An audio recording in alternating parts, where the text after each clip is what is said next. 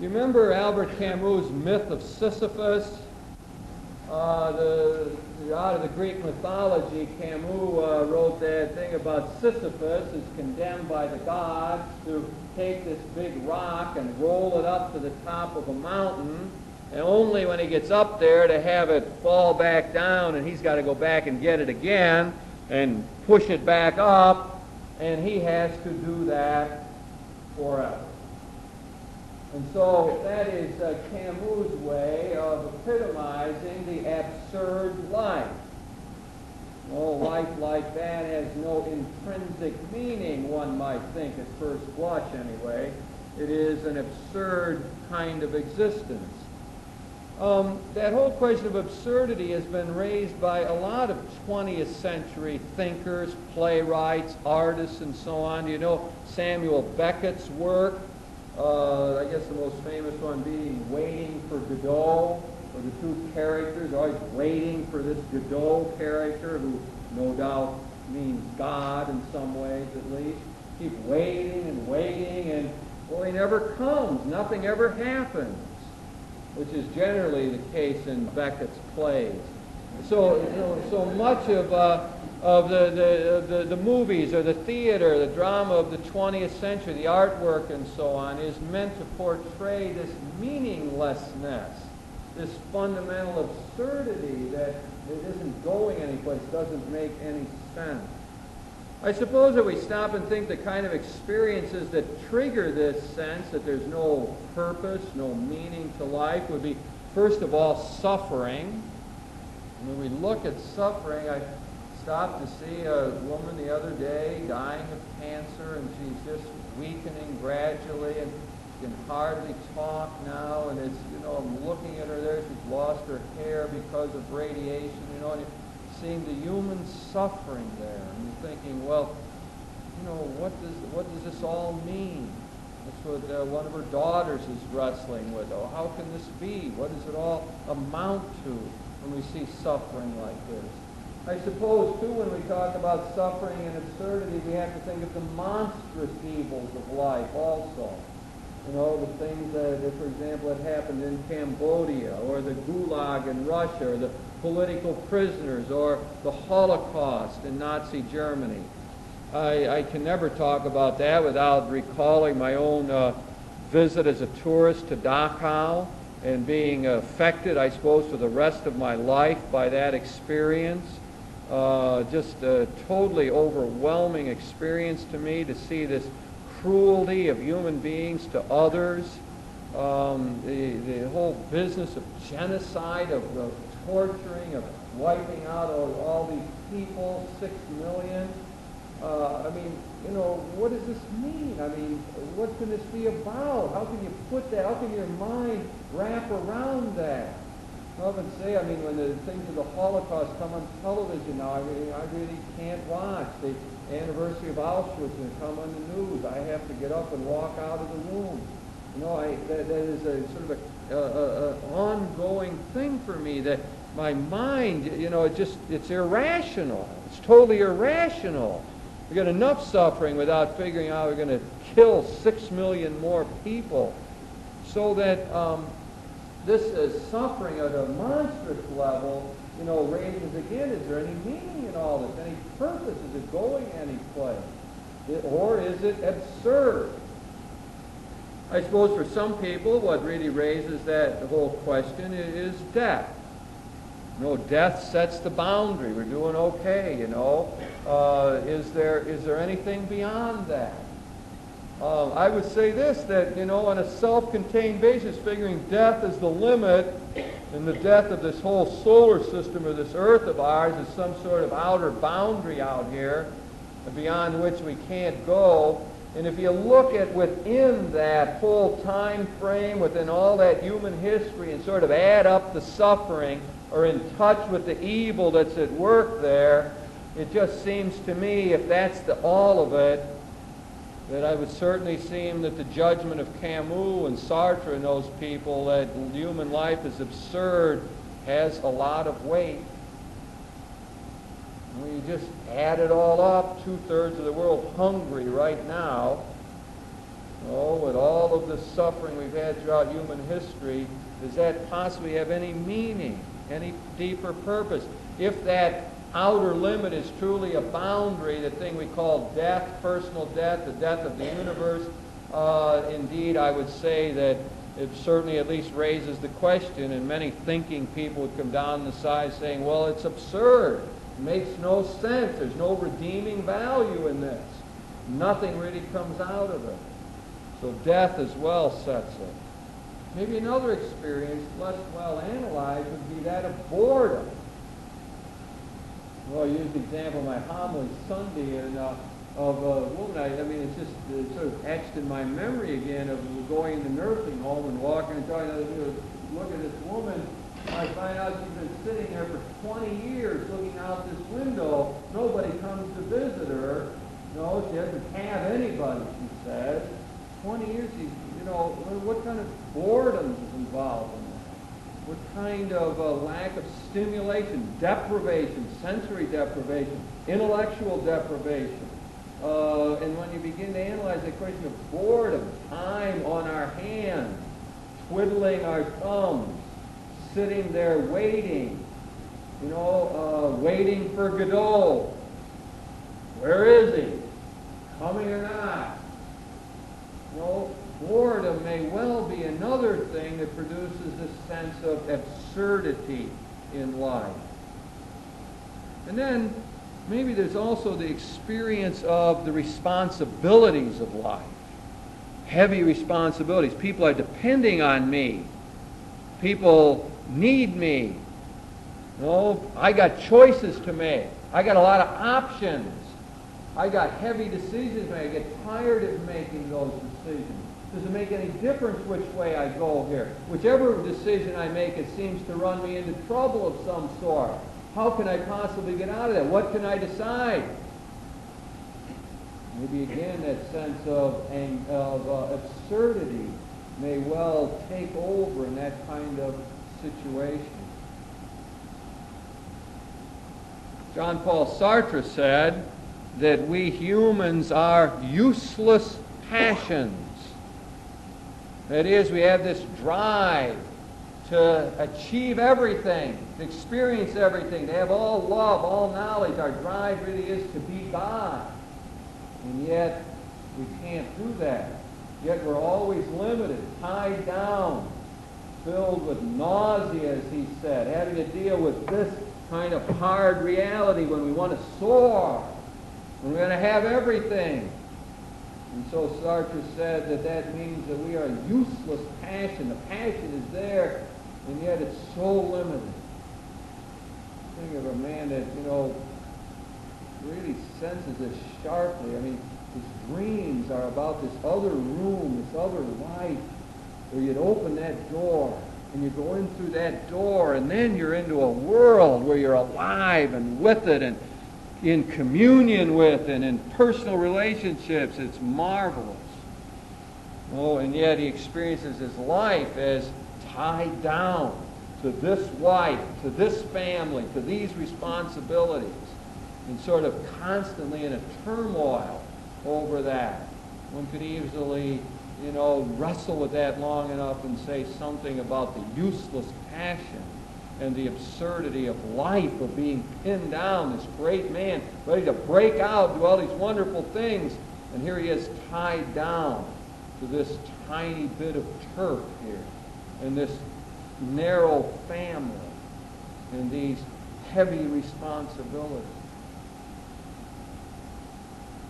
Absurdity of life that we would need to talk about. Well, in the midst of all of that, I want to turn to the death and resurrection of Jesus as being some way of responding to this. See, the Christian doctrines always have to be placed up against something that we're really going through. It doesn't make any sense just to talk about the resurrection in isolation and have a nice analysis of it. Christian doctrines are meant to be practical in a way. They're meant to be coherent. They're meant to help light up our real experience. You have to bring them together. And so what I want to do is bring resurrection into interface with this sense of the absurdity of life that can overtake us. But if I want to talk about resurrection, I have to do it in a concrete way. I have an example of a young man in mind, a young man who is dealing with the absurdities of life, who doesn't make much sense. This is a young man who is in a failed relationship. And to him right now, life does seem absurd. You know, he's been spurned. He's been cut off. Life has little meaning, little purpose, little zest for him now. And so I have to try to help him to see in some way how his faith is going to help him to deal with this. So I go back to whatever it is he's experiencing here, and I want to talk to him about his love. And I want to talk about the love that he has felt for this other person. I want to make sure that I am in sympathy, empathy with him, and saying that there is little else that's harder to deal with in life than having one's love rejected. To say I gave myself and she didn't really appreciate it. To say I was generous in trying to make this relationship work and she held back. To say I wanted it to last and she was not to be a part of that. She had much more limited sense of it. So there we have, I want to tap that experience to start talking about resurrection. I want to see that drive that we have for a love that's permanent, that's lasting, for a love that will be reciprocated. I often notice in people who, in the breakup of relationships like that, one of the first things that one thinks about is, I was foolish. Giving myself like that was dumb, absurd. I feel foolish that I was so giving and the other person did not treasure what I had to give. They didn't return it. They didn't give back to me this love. I feel dumb, embarrassed. So I have to analyze this drive for a love that is mutual, reciprocal, which is permanent. Well, the language of love becomes forever. I love you forever, not just for a limited period of time. So I want the young man to face up to what he's going through. Not to, I don't want talk of resurrection to be a panacea for him, an escape from all that. Like, well, forget about that girl. Forget about it. She didn't mean anything anyway. We're going to get into prayer to God here and resurrection and everything. I don't want it to be that way. I want him to deal with the pain and the grief and the sense of absurdity that he's going through and allow the resurrection to heal that. Allow the resurrection to help him to come to terms with what has gone on. I want to tap his own longings for a love that really is imperishable. So now I'm ready to talk to him about the resurrection. There's two things that I have to disabuse him of first. One, that is, that the resurrection of Jesus means the resuscitation of his body. The resurrection, first of all, means that, well, he was alive, then he was dead, and now he's walking around Jerusalem again. No, that's not what the resurrection is all about. The resuscitation of a dead body. On the other hand, resurrection does not mean, in our Orthodox Christian understanding, simply that Jesus rose in the faith of the disciples. That's a phrase taken from Rudolf Bultmann, great Protestant theologian of the 20th century. That was his way of explaining the resurrection. He said, Jesus rose in the faith of the disciples. And when you talk like that, it sounds like the resurrection was a merely subjective experience of 12 disappointed fellows and the surrounding group that they had. So that it's almost a projection, almost an illusion, a merely subjective experience. And again, I would reject that kind of understanding of the resurrection. Instead, we go back to the authentic biblical understanding that says clearly that this man Jesus who was crucified, has been raised to life. And he is now become for us life-giving spirit. So that the resurrection is something that occurred. It is a reality that impinged on the life of the disciples. The Scriptures are clear. The disciples thought he was to be the Messiah, thought he was going to bring the kingdom into being. He is crucified as a criminal. They are totally dispirited, totally down, upset. It's all over. The cause is lost. And yet, in a very brief period of time, suddenly they're out here preaching, excited, telling the world the good news. This Jesus has been raised to life. They're so excited, people think they're drunk. They say, we're not drunk. It's 9 o'clock in the morning. Not drunk, we're excited. What has happened is the Spirit is poured out as the prophet Joel suggested it would be. So that the story in the Scriptures is clear. This group of people, dispirited, is now alive and ready to live and die for one belief, that Jesus has been raised to life. The resurrection is the key to the New Testament. What did Paul say? If Jesus has not been raised to life, then indeed life is absurd. If Jesus has not been raised to life, then it is all meaningless. There is no purpose. It doesn't make any sense. But because he has been raised to life, absurdity is encompassed by a deeper, more comprehensive, and more powerful meaning given to the whole of life.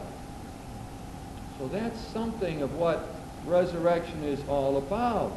The dynamics of that, are not totally clear. I mean, how did all of that occur? Well, this is not entirely clear to us. But what it doesn't have to do with this resuscitation of the body. One way of thinking about it is that it is a conversion experience for the disciples. That this encounter with the risen Lord turns them around. It makes them do a 180. They are now terrifically changed, transformed people because of this encounter. And now how are they going to tell the world about it? How are they going to share this good news? They got two major ways of doing it. One is through the story of the empty tomb.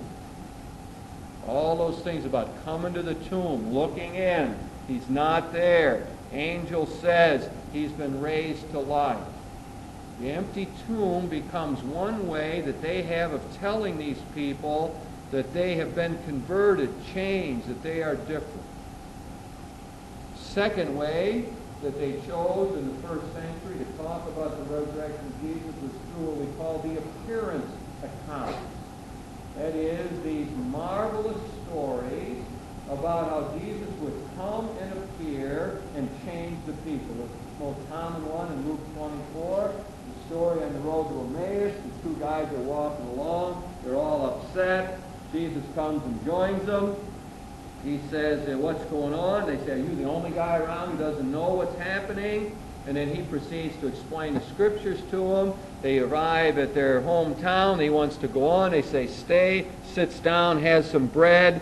And as they are eating together, suddenly they realize this is Jesus who has been raised to life. And then he disappears. And then they go off and run back to Jerusalem and tell the others that they've seen the Lord. That is what we call an appearance account.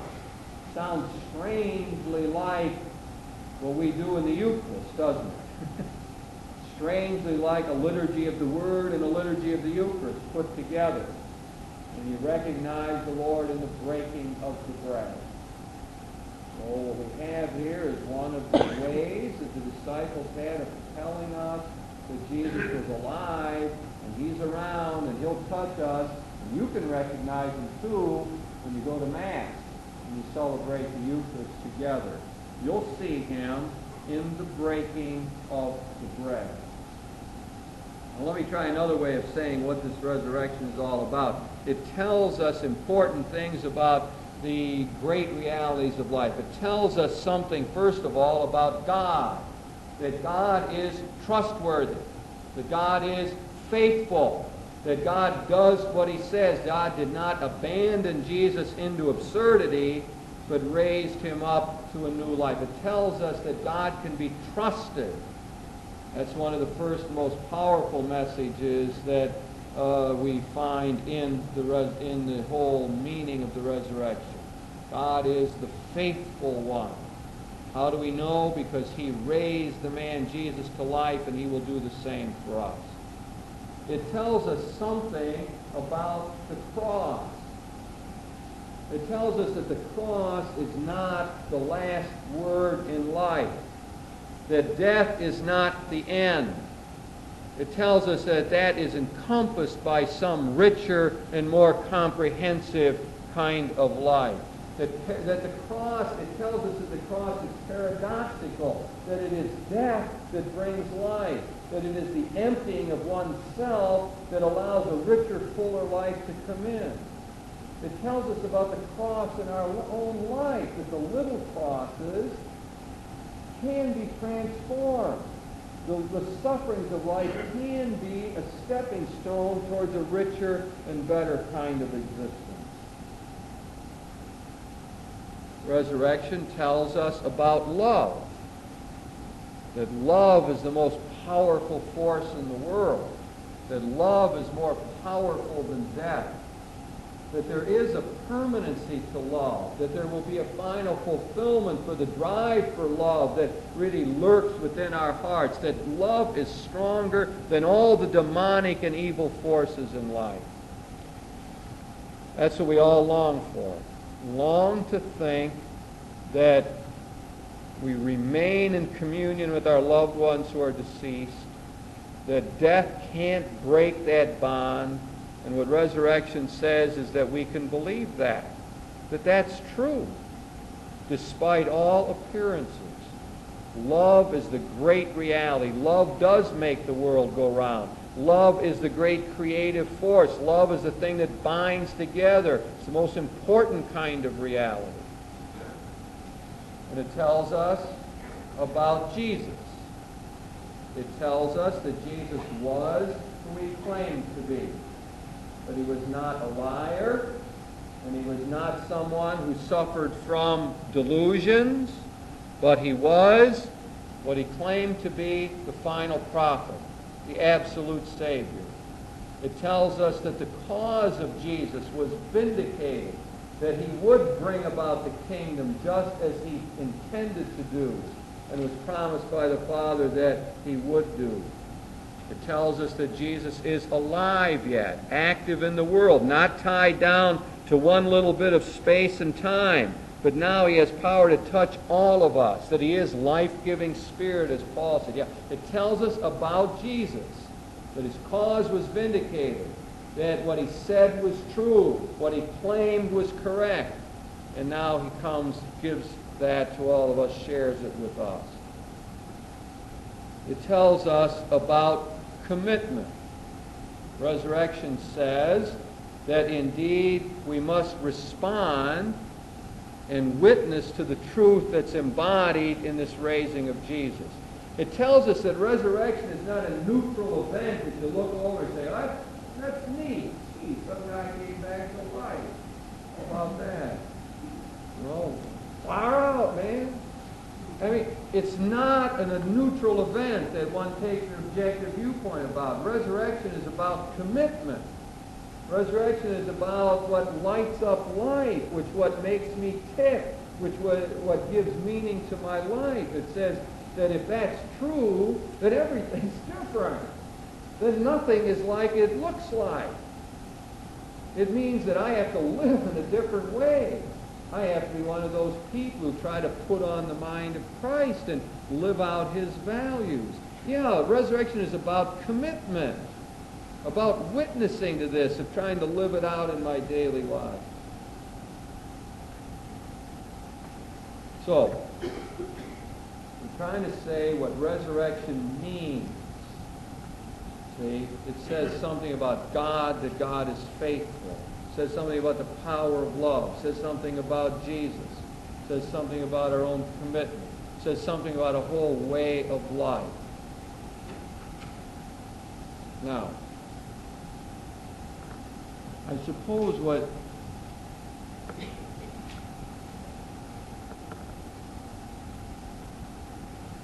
let me put it this way, the way that I often say this. This young man says to me, life is absurd. My girlfriend left me. There's no meaning for me anymore. No purpose. I don't feel like going on. I'll never find anyone like her. I love that girl.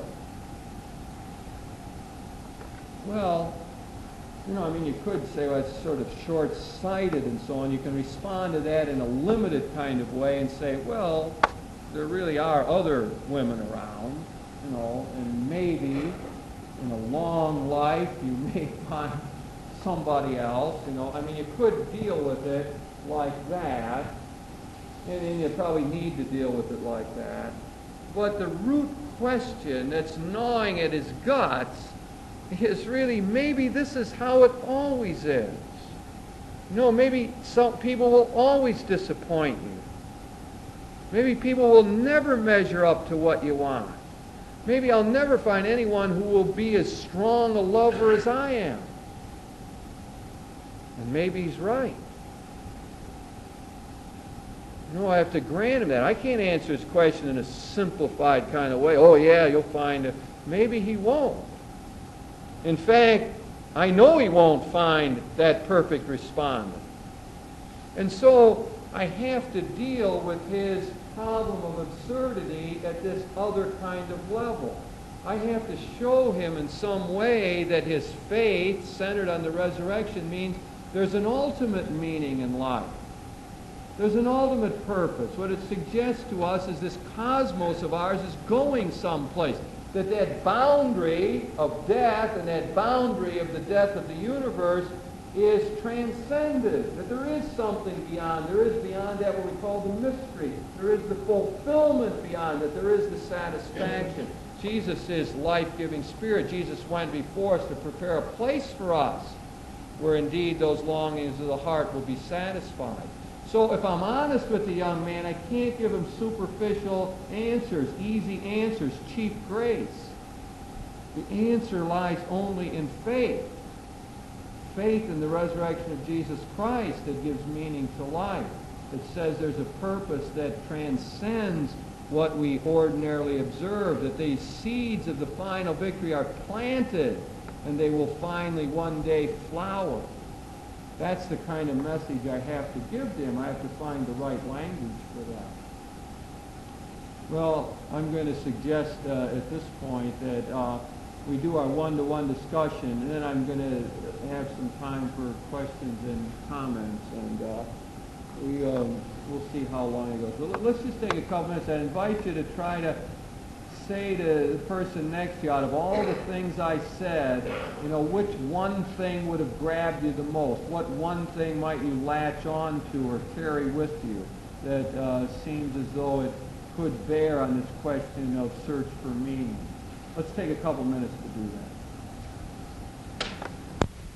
Hoping to stimulate discussion. That's one reason we have the notes for you and the questions. And I know last week people told me that they had gone out and were afterwards continued the discussion and found some problems with things that I had said and so on. I thought that was terrific, and I'm hoping that other people are doing that. That's the purpose in here, is to sort of prime the pump, get some thoughts going, and then especially to be seeing how does this affect my life? How does I put it into practice? I think I envision it as being a good way to start conversation about serious matters and so on. I'm hoping that the questions here and the quotes help you to do that, and then maybe it leads into prayer as well, so that we find some of Ronner's fine prayers on these notes as well to guide you. Do we have any questions anyone wants to ask, or comments, or points that anyone wants to raise? Yeah, Ernie?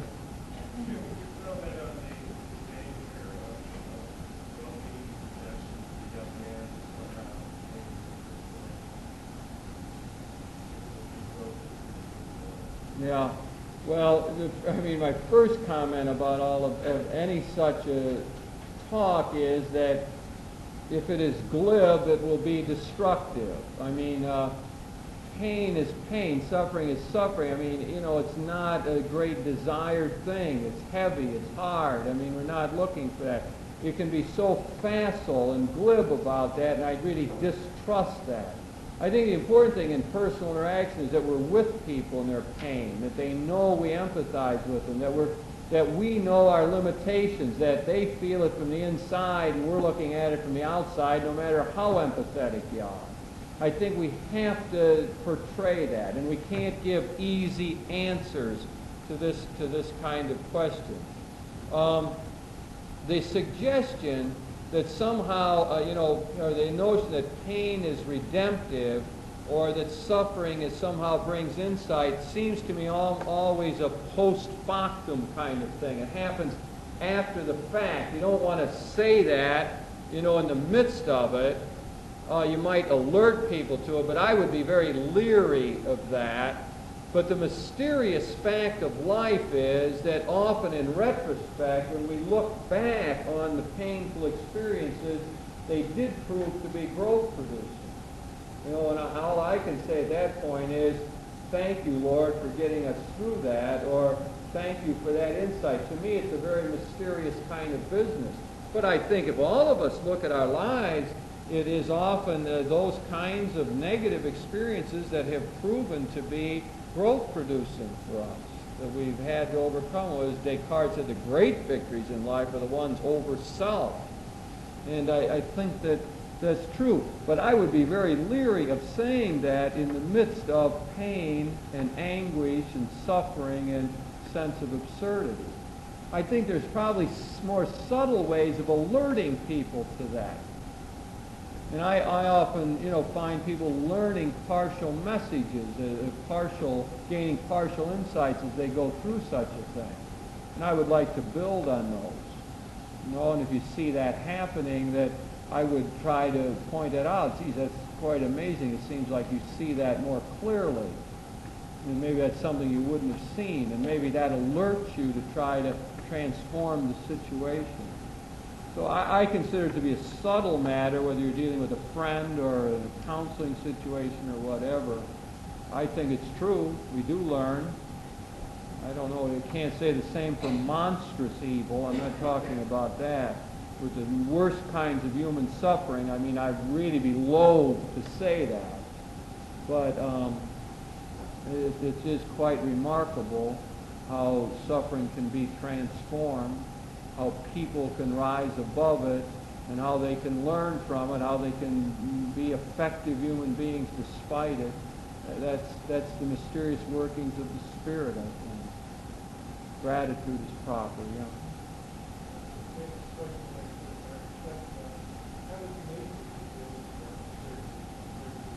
The question is asked about how an atheist deals with absurdity. I could go back to Albert Camus. In his myth of Sisyphus, one of the interesting things he says is, and I didn't complete this, I'm glad you brought it up. He says that when Sisyphus is doing this, that he has a smile on his face.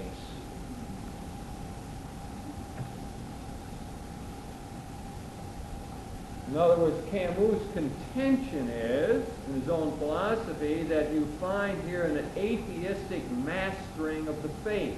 That once Sisyphus has accepted his fate, and realizes that this is just what he has to do, and goes about doing it, he can smile about it. In other words, what Camus puts in front of us is the noble atheist, the noble humanist. The one in his novel, The Plague, the doctor in The Plague is an atheist. And the doctor is the one who goes around doing all the good. He keeps helping people. The believing people are dropping by the wayside. They can't sustain the effort. It is the atheist who is able to keep going. Camus is the one also who said that only an atheist can really be charitable, because everyone else has got a stake in it. Everyone else thinks they're going to get to heaven if they do this. So Camus represents, one response of the atheist to this kind of thing. It's the same way with Sartre. Sartre is, was in the resistance movement. He wrote books. He tried to better the social condition and so on, all the while claiming that life is absurd. So it appears to me as though those kinds of people do master their faith. There really are hero figures like that. I don't think you can deny it. You can't sit here as a believer and say, well, that's a bunch of baloney. That's not true. Camus was a great humanist. And we have atheists like that who are professed atheists who have found some sort, their life at least suggests that they have found some sort of meaning. Now, from my viewpoint, what I would say from my theological viewpoint is that their behavior and their actions belie their theory. In other words, it seems to me there is implicit in their life and getting up in the morning and writing books and being in the resistance movement or whatever other good things humanists are doing and atheists are doing, that their actions suggest that there is a meaning. And what's wrong is that they have understood it poorly or in a limited way. That their theory doesn't match their performance. It's out of sync with that. That's what I would say as a theologian. Now, I don't know that you want to walk up to an atheist and say that. They have a right to their own integrity of life, it seems to me. But I must say that would be my analysis from as an objective observer of how they are living.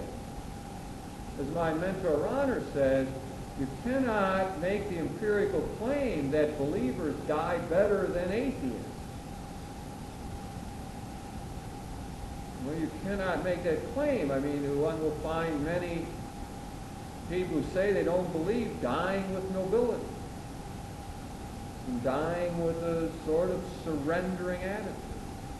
I think he's right. I certainly think I've seen that kind of thing. Therefore, my sense is that anyone who copes, anyone who's functioning, is implicitly accepting all that we mean by resurrection. Even though, you might have some guy who says, hey, I don't believe this stuff, some guy came back to life, bunch of baloney. How could that be? What you've got there is he's rejecting a caricature of what resurrection is all about. He's working with a grade school understanding of this, a childish understanding of what Christians mean by resurrection, and he's rejecting it. And therefore he's saying, he's living his own life here and trying to do as best he can with it and maybe doing quite well. He has to reject that perhaps because it makes no sense to his intelligence. My answer to that is, well, let's try, let them hear what I said tonight about a reinterpretation of resurrection. Let them try to look at it not as a resuscitation of a body, some guy coming back to life, but as a statement about the trustworthiness of life, statement about Jesus of Nazareth, all the kind of things I was trying to say. Then let's see if that matches his experience. Let's just see if that begins to have a fit. If there's a sync between those two things are in sync. Well, that's the way I would try to approach that atheist. Try to find out what the longings of his heart are. And then see if resurrection says something about that to him. Yes, I think so. He said his comments made that like a pre-awareness of the mystery. Yes, that's what I have called an implicit understanding of the mystery of life. That is, he happens to be eclipsed for him. Yes, that there is that every human being has this sort of pre-conscious understanding of the mystery of life. Yeah, I think that's true. I don't want to walk up to an atheist and say that, but I must admit that's my own sense of what is going on. Near the end, ladies and gentlemen, any final question here? I'll tell you what, let's, weather permitting, we will meet again, okay, next week. We'll talk, it tells you on the sheet what we're going to talk about the church. Feel free to bring a friend. I'll see you all Sunday night, 7:30, auditorium of the Student Union.